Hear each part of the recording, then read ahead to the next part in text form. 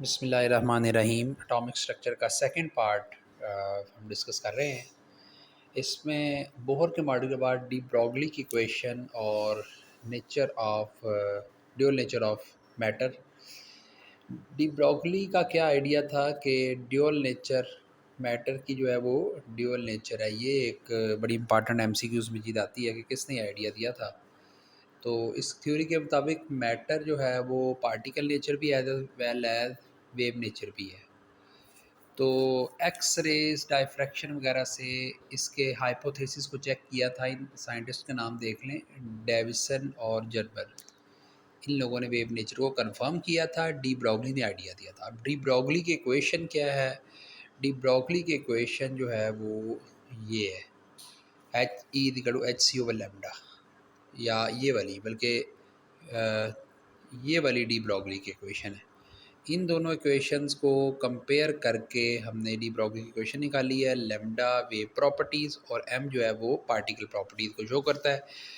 तो इसमें इन इक्वेशंस को भी आप देख लें, lambda equal to H over M V. इसमें से न्यूमेरिकल भी आता है और इसमें से ये इक्वेशन के मुख्तलिफ फॉर्म्स भी आ जाती हैं सम टाइम। उसके बाद if particle has more mass then it has less wave nature, तो उसमें इलेक्ट्रॉन की वेव नेचर सबसे ज़्यादा है, देन प्रोटॉन और एंड पे न्यूट्रॉन।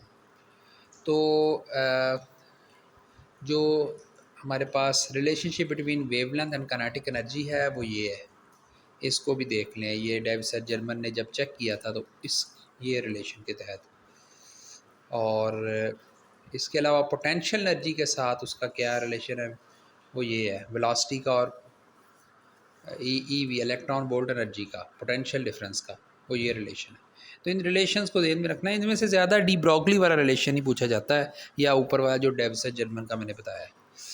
नेक्स्ट जो है टॉपिक है हमारे पास हेज़नबर्ग अनसर्टेनिटी प्रिंसिपल। हेज़नबर्ग अनसर्टेनिटी प्रिंसिपल के मुताबिक जो दो प्रॉपर्टीज़ अनसर्टेन, एक अनसर्टेन और एक एग्जैक्ट मालूम होती है, दोनों बैक वक्त मालूम करना मुमकिन नहीं है।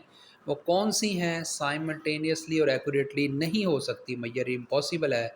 कौन कौन सी? Position and momentum. पोजीशन और मोमेंटम का जो चेंज है दोनों को एक्यूरेटली मेजर नहीं किया जा सकता। तो ये डेल्टा एक्स समझे पोजीशन का चेंज, डेल्टा पी मोमेंटम का। तो अगर एक चीज़ ज़्यादा होगी तो दूसरी कम हो जाएगी। उनका जो प्रोडक्ट है वो कांस्टेंट रहेगा, एच ओवर 4 पाई, ये कांस्टेंट रहता है, ग्रेटर दैन इक्वल टू। तो अगर आप मोमेंटम की जगह वेलोसिटी कर लेते हैं तो मोमेंटम होता है एम वी, तो मैस इधर आ जाता है, तो रिलेशन ये बन जाएगा। तो एक तो इसकी डेफिनेशन आती है, दूसरा इसका रिलेशन आता होता है। और तीसरी बात जो आती है इसमें से वो ये आती है कि हेज़नबर्ग प्रिंसिपल को कौन सा जो है वो एक्सप्लेनेशन कौन करता है उसकी, तो वो कॉम्पटन इफेक्ट है। कॉम्पटन इफेक्ट याद रखना है आपने। और एक और बात इसमें से पूछी जाती है वो है कि हेज़नबर्ग अनसर्टेनिटी प्रिंसिपल किससे कॉन्ट्राडिक्ट करता है, तो वो बोहर की थ्योरी है, क्योंकि बोहर ने इलेक्ट्रॉन को पार्टिकल समझा है, हेज़नबर्ग उसको ड्यूअल नेचर की तरफ लेके जा रहा है। तो चूंकि हेज़नबर्ग वेव नेचर की तरफ इशारा कर रहा है, इसलिए वेव जो होती है उसके हर चीज़ एग्जैक्ट फाइंड करना पार्टिकल की तरह ये मुमकिन नहीं है, जिसकी वजह से कॉन्सेप्ट जो है हेज़नबर्ग प्रिंसिपल के बाद हम ऑर्बिटल के कॉन्सेप्ट की तरफ गए। यानी बोहर के मुताबिक ये था कि इलेक्ट्रॉन न्यूक्लियस के अराउंड फिक्स पाथ में मूव करता है, जबकि इसका मतलब है पाथ फिक्स होगा तो पोजीशन उसकी हमेशा हम एग्जैक्टली निकाल सकेंगे, ऐसा नहीं है। बल्कि इससे मुराद होता है ये न्यूक्लियस है और इलेक्ट्रॉन एक ख़ास फासले तक कहीं भी पाया जा सकता है, उसमें से जहाँ उसके पाए जाने के चांसेस ज़्यादा हों वो हिस्सा उस इलेक्ट्रॉन का आर्बिटल कहलाता है। मसलन 1s का इलेक्ट्रॉन एक ख़ास डिस्टेंस पे पाया जाता है। 2 का इलेक्ट्रॉन जो है क्लाउड की तरह, वो इतने डिस्टेंस तक उसके चांसेस हैं, लेकिन ज़्यादा चांस 95% जिस रीजन में हों, डैट इज़ कॉल्ड आर्बिटल। तो ये फिक्स पाथ वाला कॉन्सेप्ट ख़त्म हो गया। इलेक्ट्रॉन बादल की तरह है तो वहाँ पे ऑर्बिटल वाला कॉन्सेप्ट आया।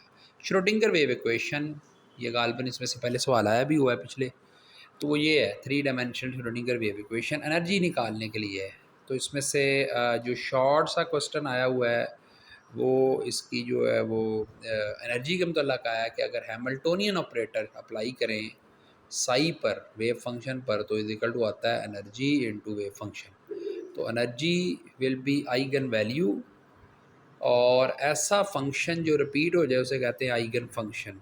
आइगन फंक्शन जब कोई ऑपरेटर लगाएं, हैमिल्टोनियन ऑपरेटर होता है एनर्जी के लिए, और लैप्लेसियन ऑपरेटर होता है, ये लिखा भी हुआ है, लैप्लेसियन ऑपरेटर जो है वो किसके लिए है, डेल स्केयर जिसको हम कहते हैं, ये पोजीशन के लिए है।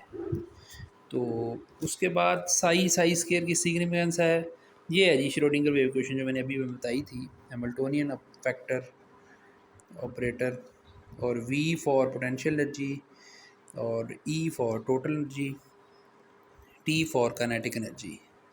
अब साई स्केयर क्या है, Sai is a wave function, electron का वेव फंक्शन, इसकी नो फिजिकल सिग्निफिकेंस है और ये एम्पलीट्यूड दार करता है इलेक्ट्रॉन वेव का।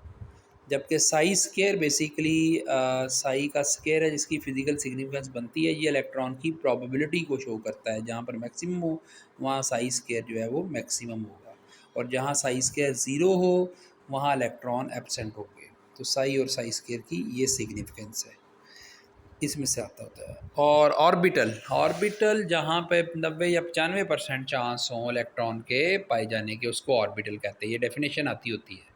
और याद रखिए ये वेरिएडली शेप, डिफरेंट शेप है, हर ऑर्बिटल की एक जैसी नहीं है।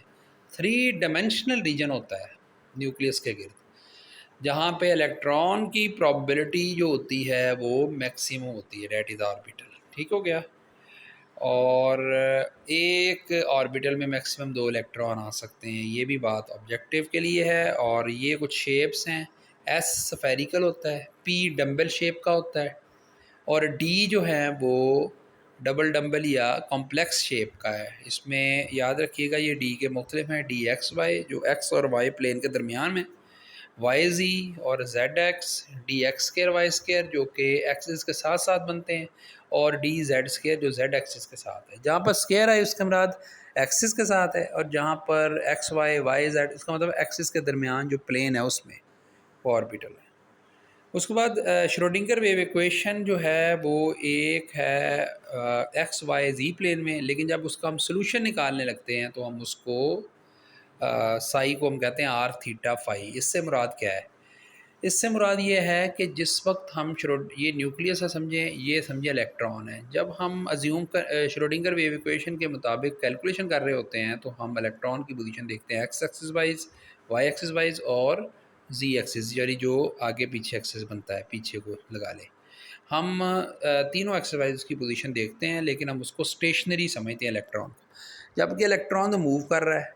तो फिर हम ये कार्टीजन कोऑर्डिनेट को छोड़ देते हैं, पोलर कोऑर्डिनेट की तरफ आते हैं कि इलेक्ट्रॉन का न्यूक्लियस से फासला डेट इज़ आर, उसका एंगल फ्रॉम दिस एक्सिस उसको थीटा कह दिया, और फिर एक पूरी प्लेन से उसका एंगल उसको हम फाई कह देते हैं। यानी इलेक्ट्रॉन का एंगल बदलता है जब वो मूव करता है, थीटा फाई चेंज होते हैं, आर फिक्स रहता है। तो ये है श्रोडिंगर की वेव इक्वेशन का सलूशन। इसको ये इतना ज़्यादा नहीं पूछा जाता, लिहाजा ये। अब डीजनरेसी क्या है, ऐसे ऑर्बिटल जो कि एनर्जी सेम रखते हों वो डीजनरेट ऑर्बिटल है। यहाँ पे क्वांटम मैकेनिक्स ज़रा कॉम्प्लेक्स में शुरू हो जाती है, जो आम तौर पर नहीं पूछी जाती सर्विस कमीशन के पेपर में। और उसके बाद नोडल पॉइंट और नोडल प्लेन क्या है, नोड से मुराद वो पॉइंट है जहाँ पर इलेक्ट्रॉन डेंसिटी ज़ीरो हो, और वो प्लेन जहाँ पर इलेक्ट्रॉन डेंसिटी बिल्कुल ज़ीरो हो, 2 लूब्स में रही हुई। देखें एक ये लूब है, एक ये लूब है। अब इसका मतलब है इलेक्ट्रॉन डेंसिटी मैक्सिमम से मिनिमम, और इधर भी। लेकिन इस पॉइंट पर देखें इलेक्ट्रॉन डेंसिटी मिनिमम, यानी इलेक्ट्रॉन के पाए जाने के चांसेस यहाँ नहीं है। तो ये होगा नोडल प्लेन या नोडल पॉइंट होगा जी। उसके बाद है जी कैलकुलेशन ऑफ नोड, ये भी कोई नहीं है, इसकी बजाय हम आगे क्वांटम नंबर्स पे आते हैं। क्वांटम नंबर में से चीज़ें पूछी जाती हैं। तो साइज़, जो क्वांटम नंबर में साइज़ एनर्जी निकालने के लिए, उसके बाद शेप ऑफ ऑर्बिटल निकालने के लिए, और उसके बाद ओरिएंटेशन ऑफ ऑर्बिटल निकालने के लिए, और उनकी इलेक्ट्रॉन की स्पिन निकालने के लिए जो इलेक्ट्रॉन का एड्रेस इस्तेमाल होता है, डेट इज़ क्वांटम नंबर। तो क्वांटम नंबर की डेफिनेशन यूँ करते हैं कि श्रोडिंगर ने जो वेव इक्वेशन दी थी उसमें जो इंटीजर्स थे उन, तो वेव इक्वेशन के सोल्यूशन के लिए जो इंटीजर्स को जो हम यूज़ करते हैं इलेक्ट्रॉन के एड्रेसेस को, डेट आर क्वांटम नंबर। तो उसके बाद है जी प्रिंसिपल क्वांटम नंबर क्या है। प्रिंसिपल क्वांटम नंबर जो साइज़ ऑफ ऑर्बिट को शो करता है, या एनर्जी, या न्यूक्लियस का डिस्टेंस फ्रॉम न्यूक्लियस। तो इसमें कोई फाइल भी मैंने भेजी हुई है। एंगुलर मोमेंटम भी निकल सकता है एक ऑर्बिट से, मैक्सिमम नंबर ऑफ इलेक्ट्रॉन भी निकल सकते हैं, 2n² फार्मूला है इसका। तो ये हमारे पास, और एंगुलर मोमेंटम में भी n आता है, mvr/nh/2 ये बोहर की जो थ्योरी थी। और जो मैक्सिमम नंबर ऑफ इलेक्ट्रॉन है उसका फार्मूला है 2n², वहाँ पे भी m आता है। एक ऑर्बिट में, एक शेल में इलेक्ट्रॉन कितने निकलेंगे, 2n²। उसके बाद आजीमुथल क्वांटम नंबर जो है वो, आजीमुथल क्वांटम नंबर सब शेल के लिए L से शो करते हैं, उसको N से शो करते हैं। इसको इंट्रोड्यूस करवाया था सोमरफील्ड ने। उसके बाद इसकी जो एंगुलर मोमेंटम एक ऑर्बिटल का, उसके लिए आजीमुथल क्वांटम नंबर L इस्तेमाल होता है। और आजीमुथल क्वांटम नंबर की सिग्निफिकेंस है कि ये शेप ऑफ ऑर्बिटल के बारे में बताता है। ये ज़रा देख लें, n अगर ज़ीरो हो तो L ज़ीरो होगा, और ज़ीरो L का मतलब है पहले शेल में सिर्फ s ऑर्बिटल है। उसके बाद n अगर 1 हो तो L ज़ीरो होगा और L 1 भी होगा, तो 1 का मतलब है p ऑर्बिटल। ये ज़रा तरतीब से देख लें, ये वाली जो पहली दो लाइनें हैं वो दिखाई गई हैं कि n की वैल्यू ज़ीरो हो तो L ज़ीरो, n की वैल्यू 1 हो तो L ज़ीरो, n की वैल्यू 2 हो तो 0 1, n की 3 हो तो 0 1 2। L की वैल्यू जो है n से हमेशा एक कम रहेगी, यानी n हमेशा L से बड़ा होगा एक। तो बड़ा भी, एक भी बड़ा हो सकता है, ज़्यादा भी, लेकिन रहेगा हमेशा बड़ा। अब L की वैल्यूज़ मुख्तलिफ ऑर्बिटल्स या सब शेल के लिए क्या है, L S के लिए 0 है, P के लिए 1 है, D के लिए 2 और F के लिए 3 है। ये इसकी। अब मैग्नेटिक क्वांटम नंबर किसने इंट्रोड्यूस करवाया, लैंड एंड जीमान ने। जीमान इफेक्ट को एक्सप्लेन करता है, इसीलिए इसको M से शो करते हैं। M की वैल्यू जो है हमेशा आपने नंबर ऑफ़ ऑर्बिटल को शो करता है, तो वो m=n²। जितने मसलन अगर पहला शेल है तो उसमें एक ही ऑर्बिटल होगा s का, अगर दूसरा शेल है तो उसमें 4 ऑर्बिटल होंगे, दूसरा शेल है तो उसमें 4 ऑर्बिटल होंगे, ये देखें आप। तीसरा है तो उसमें 9 होंगे। तो इस तरीके से m की वैल्यूज़ के लिए फार्मूला है n²। उसके बाद ये ज़रा देख लें, L की वैल्यू, m की वैल्यू जो है ना वो -L से लेकर +L के दरमियान होती है। मसलन अगर आप S सब शेल की बात कर रहे हैं जिसका L ज़ीरो है, तो उसका m भी क्या होगा, ज़ीरो होगा।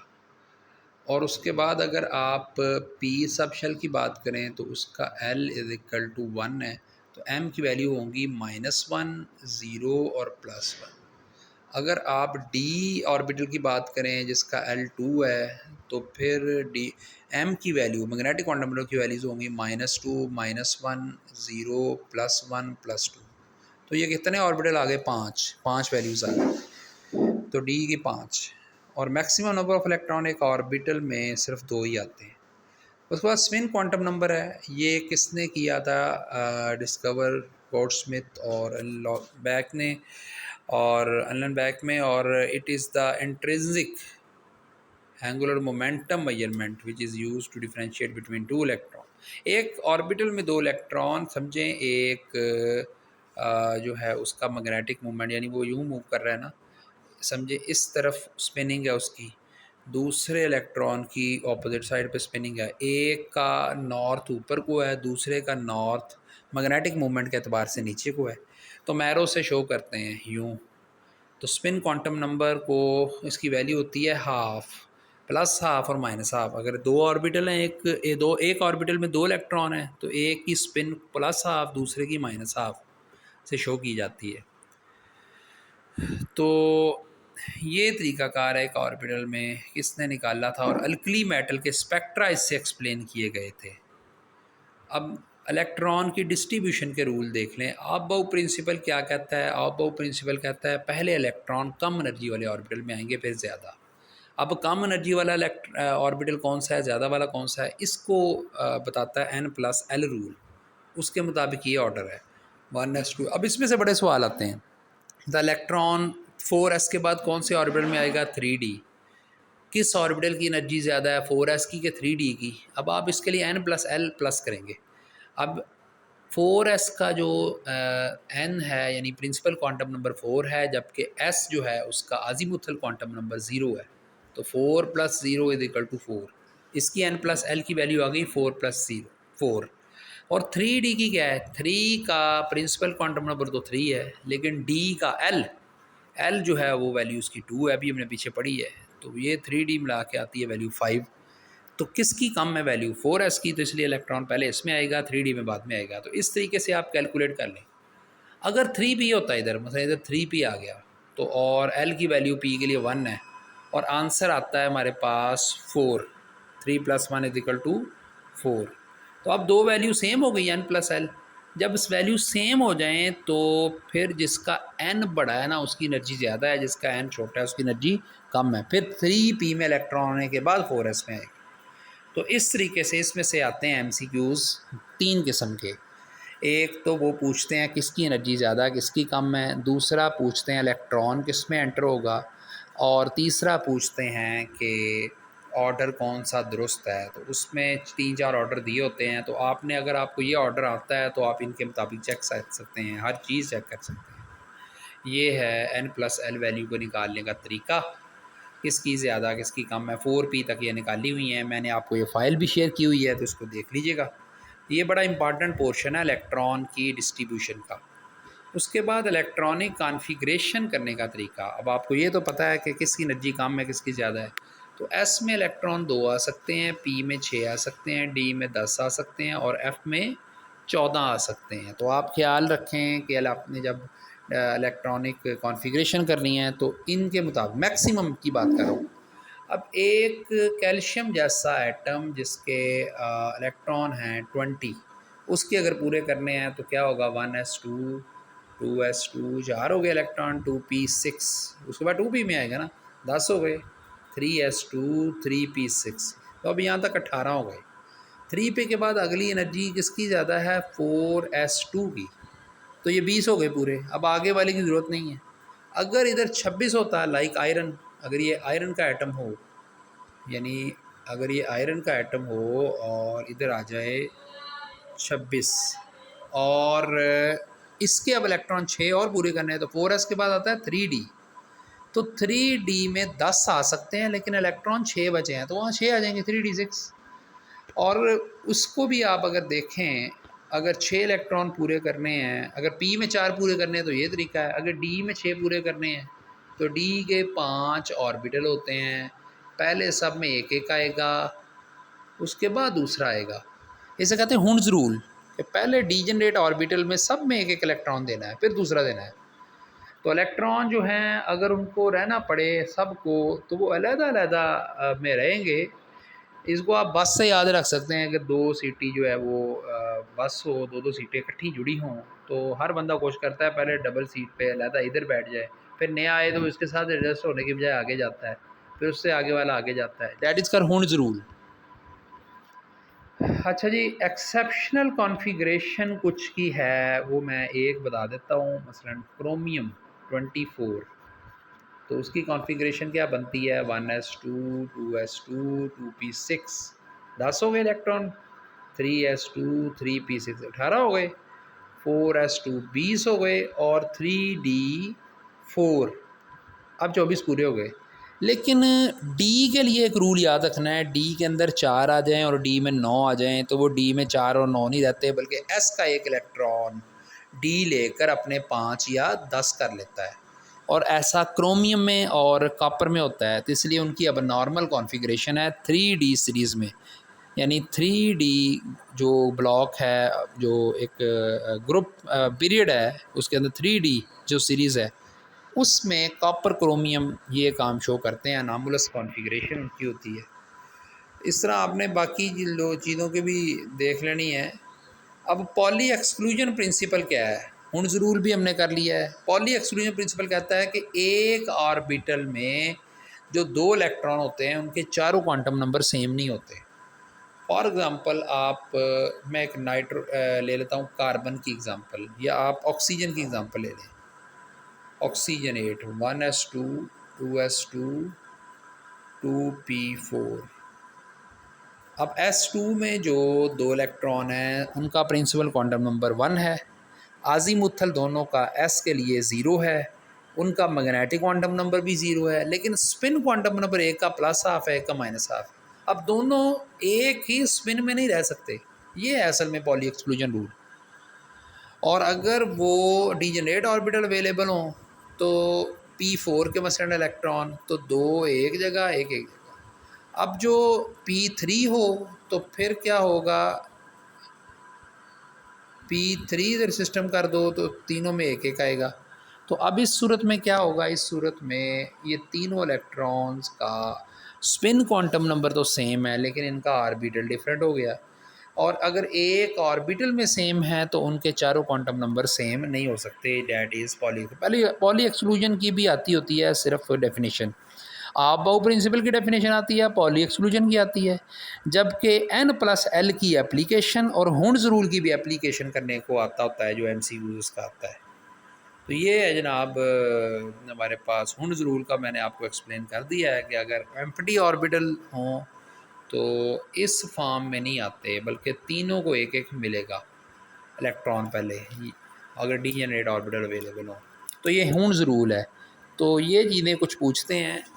अब अगर वो इस फॉर्म में इलेक्ट्रॉन रहते हैं ना तो अनपेड सिर्फ एक इलेक्ट्रॉन बचेगा, लेकिन अगर हुंड्स रूल के मुताबिक तीन अलग अलग फॉर्म में रहते हैं तो तीनों अनपेड होंगे, तो वो 3 बॉन्ड बनाएंगे, इस तरह वो 1 बॉन्ड बनाएंगे।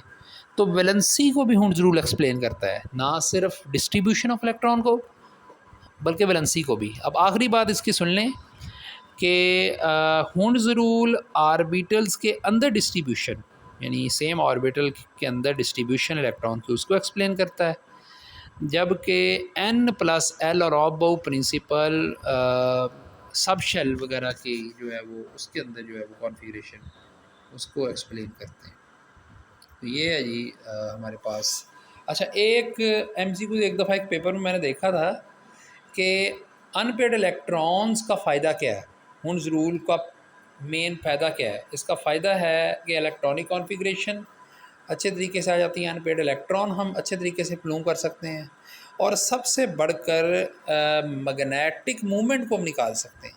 तो इसका ये फार्मूला है, ये भी फार्मूला याद रखें मैग्नेटिक मूवमेंट का, BM फॉर बोर मैग्नेटन। तो mu magnetic movement is equal to N into N+2। अब N क्या है, N जो है वो नंबर ऑफ़ अनपेड इलेक्ट्रॉन के लिए। अगर 1 2 3 हो तो चीज़ पैरामैग्नेटिक होगी, 3 से ज़्यादा हो यानी बहुत ज़्यादा अनपेड है तो फेरोमैग्नेटिक होगा। तो ये तरीका हुंड्स रूल की एप्लीकेशंस हैं। शुक्रिया।